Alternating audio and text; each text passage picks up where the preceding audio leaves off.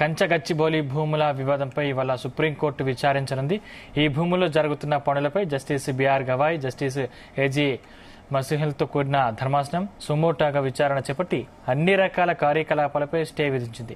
కంచగచ్చిబౌలి భూములపై ఇప్పటికే తెలంగాణ ప్రభుత్వం అఫిడవిట్ దాఖలు చేసింది. అటవీ భూమి కాదని, జంతువులు లేవని రాష్ట్ర ప్రభుత్వం కౌంటర్ దాఖలు చేసింది. దీంతో క్షేత్రస్థాయికి వెళ్లి పరిశీలించి నివేదిక సమర్పించాలని కేంద్ర సాధికార కమిటీని ఆదేశించింది.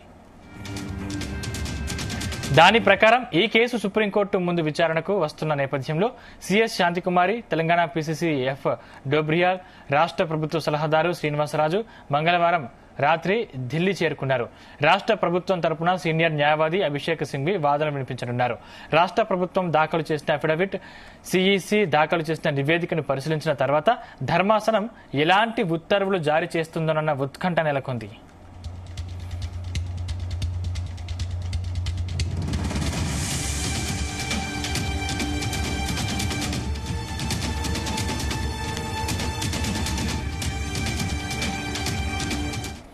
రైట్, ఇదే అంశానికి సంబంధించిన మరింత పూర్తి సమాచారం మా క్రైమ్ బ్యూరో చీఫ్ రవితేజ అందిస్తారు. రవితేజ, గత విచారణ సందర్భంగా హెచ్సియు భూములకు సంబంధించి సుప్రీంకోర్టు ఈ నెల 16వ తేదీ వరకు స్టే విధిస్తూ, ఈ స్టే అమల్లోకి వచ్చిన తర్వాత గచ్చిబౌలి భూముల్లో ఎక్కడ కూడా ఎలాంటి వర్క్లు చేయకూడదు అంటూ మాత్రం కోర్టు ఈ ఆదేశాలు జారీ చేసింది.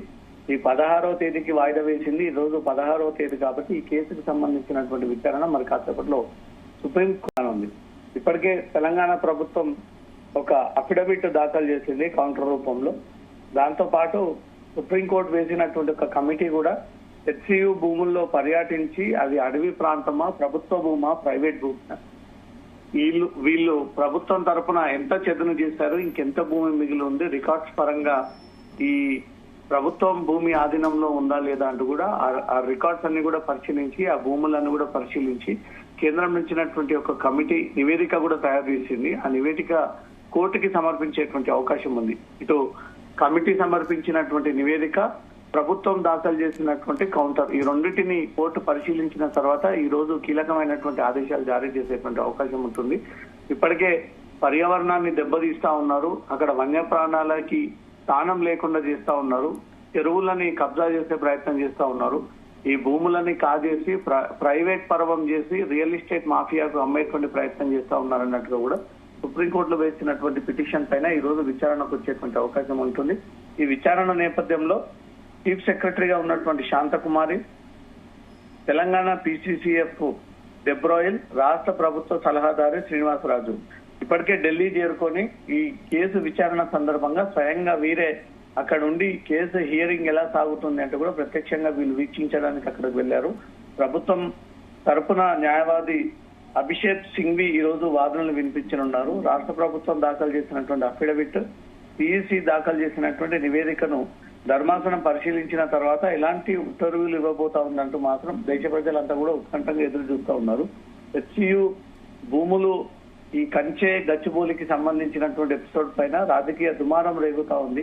అక్కడ వన్యప్రాణాలన్నిటినీ కూడా చెదరగొట్టి వాటిని అక్కడి నుంచి పంపివేసి ఆ భూములన్నీ కబ్జా చేసి ప్రభుత్వం ఆధీనంలోకి తీసుకుంటుంది. విద్యార్థుల్ని సైతం అక్కడికి వెళ్లనివ్వకుండా ఆంక్షలు విధించి పోలీసులు కట్టుదిట్టమైనటువంటి భద్రత ఏర్పాటు చేశారు.